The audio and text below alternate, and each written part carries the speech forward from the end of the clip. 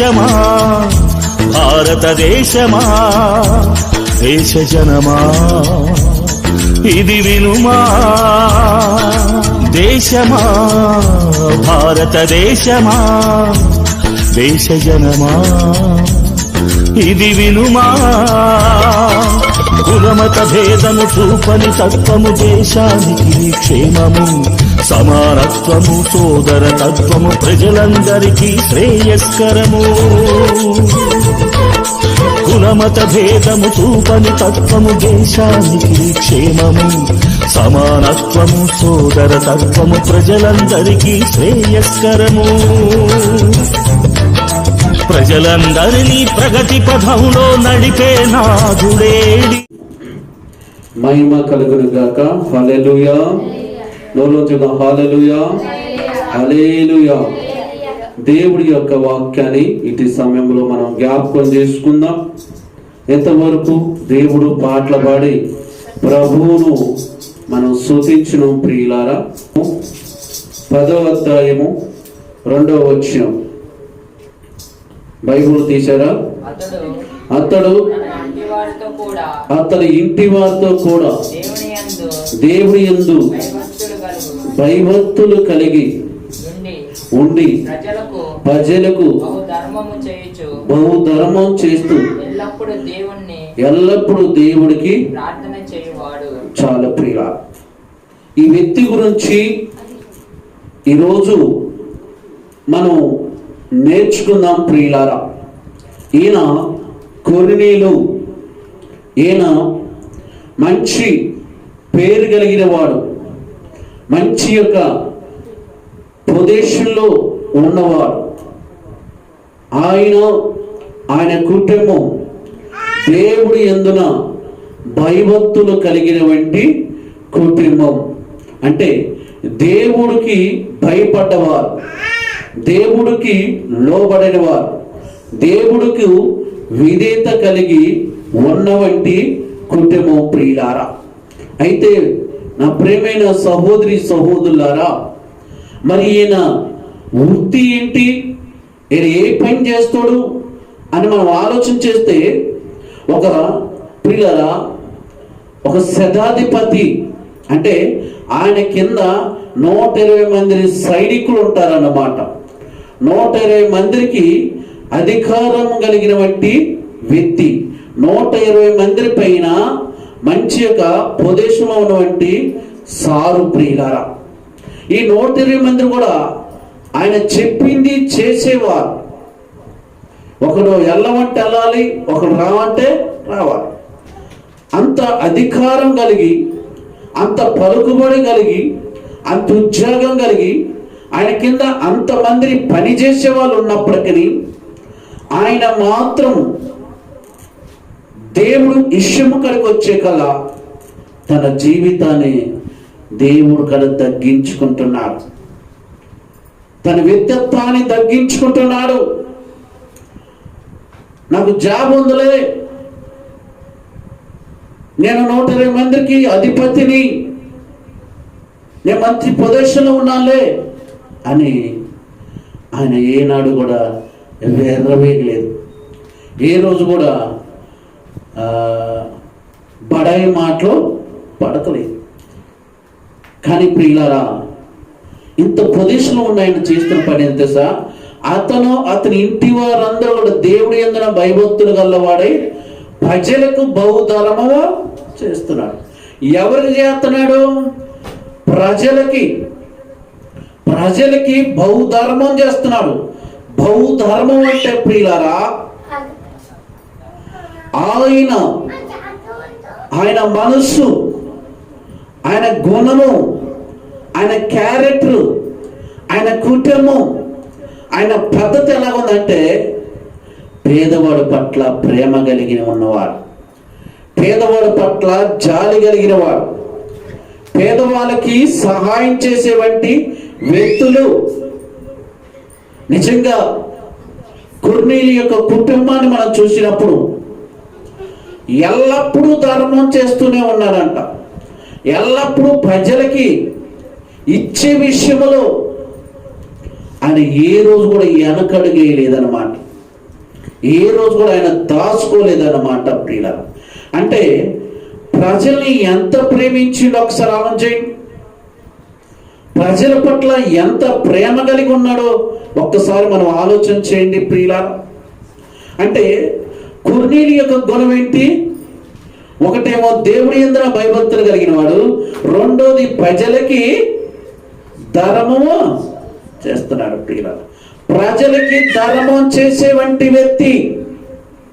అంటే ప్రియులారా, ఆ ప్రజలు కూడా కులాన్ని చూడలేదు, రంగు చూడలేదు, మతాన్ని చూడలేదు, ప్రాంతాన్ని చూడలేదు, భేదాన్ని చూడలేదు.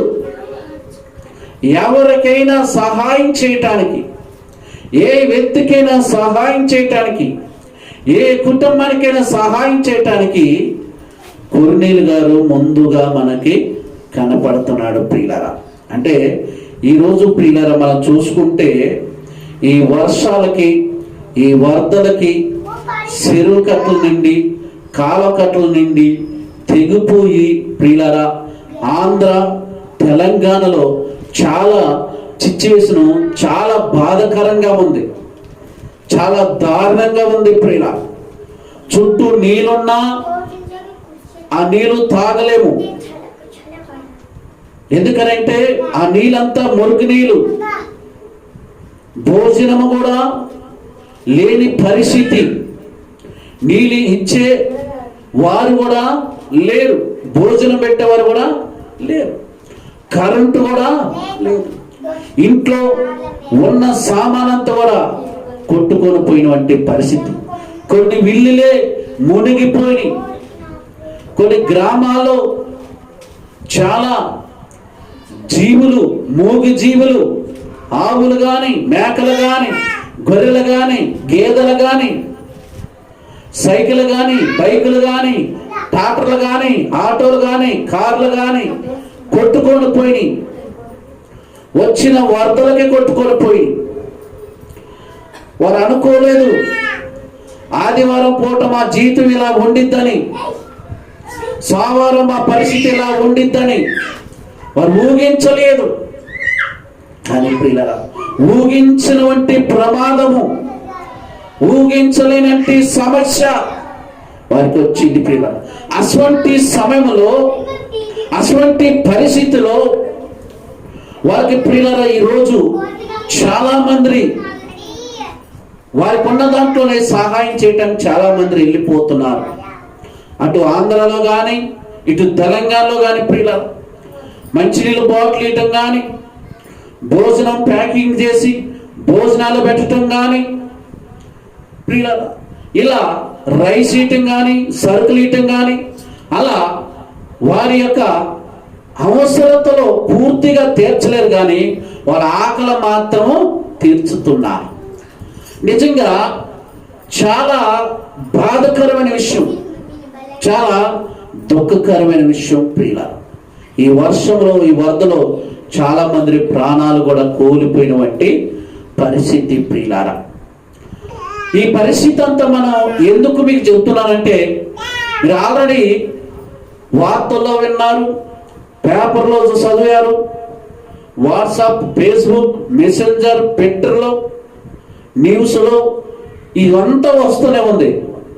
కానీ ప్రియులారా, నేను అందరిని అనగానే చాలా మంది మాటలు చెప్పుకొని వెళ్ళిపోయారు కానీ సహాయం చేయడానికి మాత్రం ఎవరో రాల.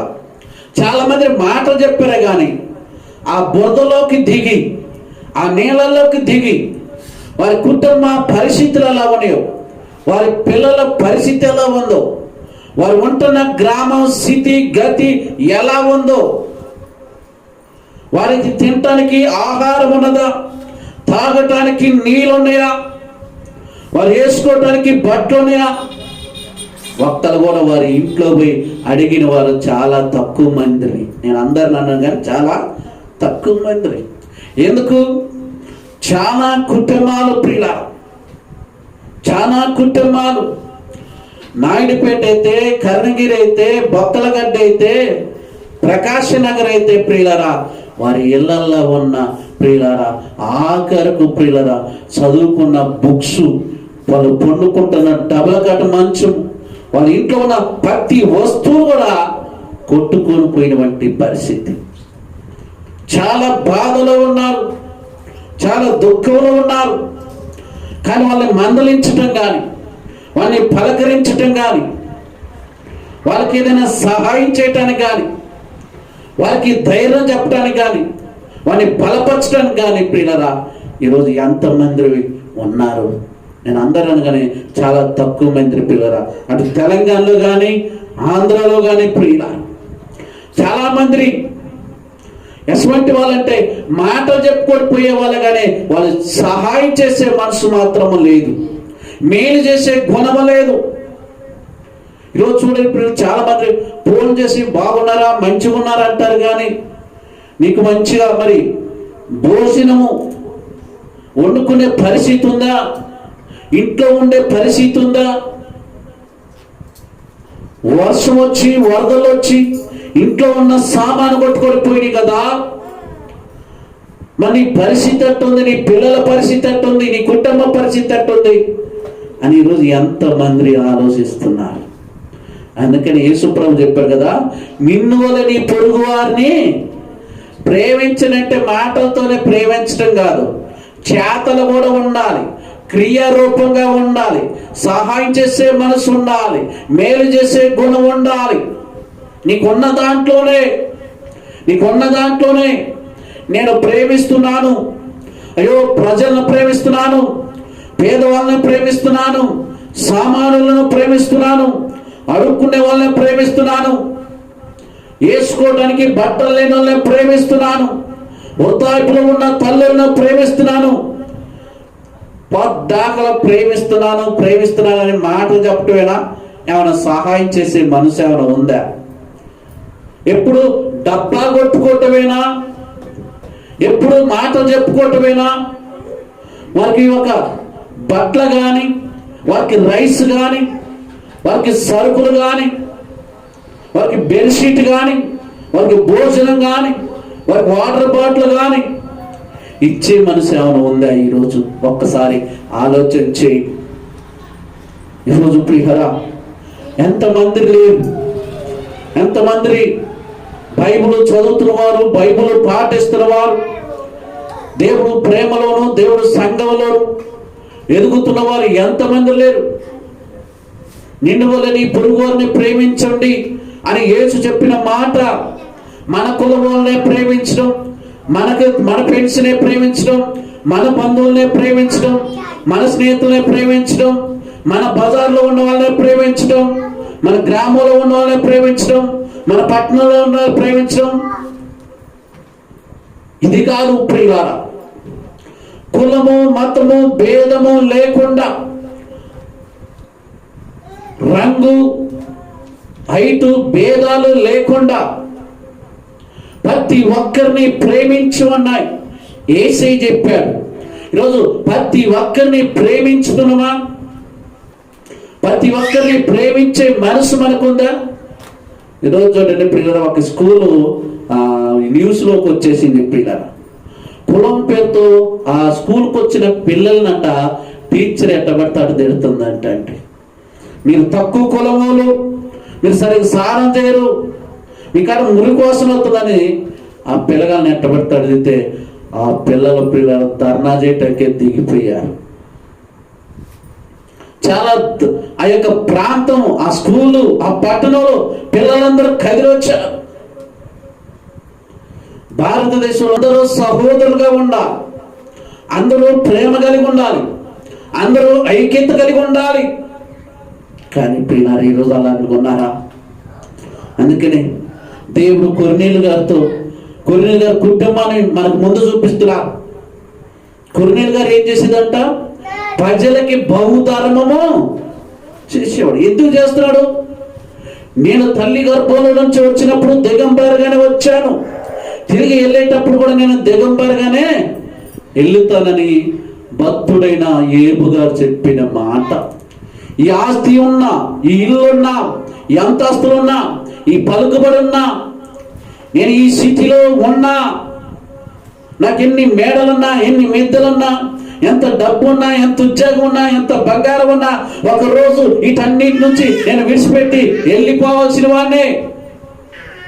కానీ ఉన్న కొద్ది రోజులైనా, ఉన్న కొన్ని నెలలైనా నలుగురిని ప్రేమించుదాం, నలుగురికి సహాయం చేద్దాం అన్న కొర్నేలు గారి యొక్క మనస్సును ఒక్కసారి మనం ఆలోచన చేయండి ప్రియులారా. ప్రజలంట, కొర్నేలు గారంట ప్రియులారా, ఎవరైతే అనారోగ్యంగా ఉన్నారో, ఎవరైతే బాగలేదు, ఎవరైతే ఇబ్బందులు పడుతున్నారో పేద ప్రజలకంట బహుధర్మం చేస్తున్నాడంట. బహుధర్మము చేస్తున్నారు. ఈరోజు ఎంతమంది ఉన్నారు, ఎంతమంది సహాయం చేసే మనసు ఉంది. సామానుడి పట్ల, పేదవాడి పట్ల ఎంతమంది ఎలుపు చేసే గుణం ఉంది. ఒక్కసారి మనం ఆలోచించి, మాటలు చెప్పుకొని వెళ్ళిపోతామా, చేతలు చేసేవారుగా మనం ఉన్నావా? ఒక్కసారి ఆలోచించండి. కానీ కొర్నేలు గారు మాటలు చెప్పలేదు. ఆయన మాటలతో కాలాన్ని ఎల్లబుచ్చుకోలేదు. కానీ కొర్నేలు గారు మాత్రం తనకున్న దాంట్లోనే అంత హోదాలో ఉండి, అంత పలుకుబడి కలిగి, అంత జాబ్ చేస్తూ కూడా పేదలకి, వారికి బట్టలు కావాలంటే బట్టలు ఇచ్చారు, రైస్ కావాలంటే రైస్ ఇచ్చారు, వారికి భోజనం కావాలంటే భోజనం, ఏది కావాలంటే అది వాళ్ళకి ప్రియులరా, ఏది తక్కువ కాకుండా, ఏది కొలువు కాకుండా పేదవాడు పట్ల ఎంత ప్రేమ కలిగి ఉన్నాడో ఒక్కసారి ఆలోచన చేయండి. ఈరోజు ప్రియులరా, ఈ వర్షానికి, ఈ వరదలకి ప్రియులరా చాలా మందిరాలు ప్రియులరా కుమిలిపోయి, చాలా మందిరాలు ప్రియులరా పడిపోయిన వరదలకి. చాలా మంది క్రైస్తవులనే లేదు, క్రైస్తవులే కానీ, మన ముస్లిం సహోదరులే కానీ, మన హిందూ సహోదరులు కానీ చాలా మంది ఈ వరదలకి వారి ఇళ్ళకి వచ్చి వారి ఇంట్లో సామాన్ అంతా కూడా కొట్టుకొనిపోయి, కొన్ని ఇల్లు కూలిపోయి చాలా బాధపడుతుంటే ప్రియులారా, ఈరోజు ప్రియులారా ఆ వరదలో కొట్టుకొని పోతుంటే చాలా మంది వీడియోలు చేస్తున్నారే తప్పు, కానీ ఆ వరదలో ఉన్నోళ్ళని కాపాడటానికి మాత్రం ప్రయత్నం చేయట్లేదు. ఈరోజు ఏ విధంగా ఉన్నదో ఒక్కసారి మీరు ఆలోచన చేయండి ప్రియులారా. సమాజంలో, సొసైటీలో ఉంటున్న మనము దేవుని ప్రేమ కలిగి ఉంటే, మనం దేవుని మహిమపరచేవారుగా మనం ఉంటే, దేవుని సంతోషపెట్టేవారుగా మనం ఉంటే, దేవుడు చెప్పిన మాట మనం వినాలి, మనం దాన్ని పాటించాలి ప్రియులారా. ఈరోజు ఎంతమంది లేదు, ధనవంతులుగా, అధికారులుగా, హోదాలో ఉన్నవారు, పలుకుబడిలో ఉన్నవారు, కోటేశ్వరులు, కానీ పేరుకు మాత్రమే కానీ సహాయం చేయటానికి మాత్రం ముందుకి. ఈ వరదల వల్ల, ఈ వర్షాల వల్ల ఎంతమంది శావుకుల కుటుంబాలు కూడా పిల్లలు చాలా బాధకరంగా ఉండిపోయిన. ఒక్కసారి ఆలోచించండి. ఈ వర్షం వల్ల, వరదల వల్ల ఎవరైనా సహాయం చేస్తారేమంటే, ఎవరైనా సహాయం చేయడానికి ముందుకు వస్తారేమంటే అందరూ మాటలు చెప్పుకొని వెళ్ళిపోతారు తప్ప ఎవరు కూడా సహాయం చేయరు. కొర్నేలు గారు చేసే పని ఏంటంటే, అతడు ప్రజలకు బహుధర్మము చేస్తూ ఎల్లప్పుడూ దేవుడికి కుటుంబం. చూడండి, కొర్నేలు గారు ధర్మం చేసినప్పుడు, కొర్నేలు గారు ఆ యొక్క సహాయం చేస్తుంటే ఆ ఇంట్లో అందరూ కూడా ఒప్పుకోవాలా లేదా? కానీ ప్రియులారా, ఇంట్లో అందరూ కూడా కలిసి సహాయం చేశారంటే. ఈరోజు ఇంట్లో ఊరికే ఏదైనా సహాయం చేయాలంటే ముందు మా మేడం గారిని అడగాలి, ముందు మా సార్ని అడగాలి. ఈ మేడం గారు అంటేనే సార్ అంటాడా, ఈ సార్ అంటేనే మేడం గారు అనేది. ఏది పాత గిన్నె ఇయటానికైనా, పాత పచ్చడి పెట్టడానికైనా, పాత గొడ్డు ఇయటానికైనా, పాత కుర్చీ ఇయటానికైనా, పాత ఫ్యాన్ ఇయటానికైనా, ఒక 10 రూపాయలు ఇటకైనా, ఒక 50 రూపాయలు ఇటకైనా అమ్మగా ఆడ ఆ మేడం గారు అంటేనే అయ్యగారు అంటాడాడ. కానీ కొర్నేలు గారి కుటుంబం అలా లేదు. కొర్నేలు గారి కుటుంబం ఒక మంచి పని చేయటానికి అందరూ కలిసి ఉన్నారు. ఒక మంచి పని చేయటానికి, సహాయం చేయటానికి ముందుకొచ్చారు, ప్రార్థన చేయటానికి ముందుకొచ్చారు, పేదవాడి పట్ల వారు ఆకలి తీర్చడానికి ముందుకొచ్చారు, వారికి బట్టలు ఇవ్వటానికి కానీ, భోజనం పెట్టడం కానీ, రైస్ ఇవ్వటం కానీ, వారి అవసరాలు తీర్చడానికి మాత్రం కుటుంబం అంతా ఐక్యత కలిగి సహాయం చేయడానికి ముందుకు వచ్చింది. ఈరోజు మన కుటుంబాలు ఎలా ఉన్నాయి, మన యొక్క ఆత్మీయ జీవితం ఎలా ఉంది? చాలా మంది చెప్తారు, నేను మంచి పొజిషన్లో ఉన్నాను బెదర్, నేను మంచి ఉద్యోగం చేస్తున్నాను బెదర్, నాకు మంచి లైఫ్ ఉంది బెదర్, నేను మంచిగా మరి సంపాదించుకున్నాను బెదర్, నా బ్యాంక్ బ్యాలెన్స్ బాగుంది బెదర్, ఇల్లు వాకిలి బాగానే సంపాదించుకున్నాను బెదర్, ఈరోజు మంచి యొక్క టాప్ పొజిషన్లో ఉన్నాను అని చెబుతారు. కానీ నీ యొక్క సామాన్యుడికి సహాయం చేసే మనసు ఉందా? పేదవారికి సహాయం చేసే మనసు ఉందా? ఇలా ఎన్ని మాటలు చెబుతూ, నాకు ఒక బైక్ ఉంది, నాకు ఒక కారు ఉంది, నాకు ఇల్లు ఉంది, నాకు 2 చర్చిలు ఉన్నాయి, నాకు పెద్ద సంఘాలు, నేను మంచి జాబ్ చేస్తున్నా, మంచి పొజిషన్లో ఉన్నా, ఇలా గొప్పలు చెప్తారు. కానీ ఆపదలో ఉన్న వాళ్ళని ఆదుకుంటావా? కష్టంలో ఉన్నవాడిని ఆ కష్టాలకు మధ్యకొచ్చి ధైర్యం చెప్పి సహాయం చేస్తావా? ఆకలితో ఉన్న వారికి భోజనం పెడతావా? వస్త్రాలు లేని వారికి వస్త్రాలు ఇస్తావా? దాహంతో ఉన్న వారికి నీళ్ళు ఇస్తావా? చెప్పులు లేని వారికి చెప్పులు ఇస్తావా? మాటలు మాత్రం నేను ఆ పొజిషన్లో ఉన్నా, నేను ఈ పొజిషన్లో ఉన్నా, ఓ నాది లగ్జరీ లైఫ్, నాది మంచి ఫ్యామిలీ, ఇలా ఎంతమంది మాటలు చెప్పుకొని పోయి సేవకులు లేరు. అందరు అన్నట్లు సేవకుల్ని, కొంతమంది ఉన్న సేవకుల్ని అందరూ మాటలు చెప్పుకొని పోతారు. సంఘాలలో కూడా ఎంతమంది లేరు, అందరు అట్లా కొంతమందిని మాటలు చెప్పుకొని వెళ్ళిపోయే వాళ్ళే. నీ తోటి సహోదరుడు బాధపడుతుంటే, నీ తోటి సహోదరి బాధపడుతుంటే, నీకున్న దాంట్లోనే సహాయం చేయటానికి, నీకున్న దాంట్లోనే ఎలుగు చేయటానికి ఈరోజు ఎంతమందికి ఆ మనసు ఉంది ప్రియులారా? అందుకనే బైబిల్లో కూడా ఒక మంచి మాట ఉంది ప్రియులారా.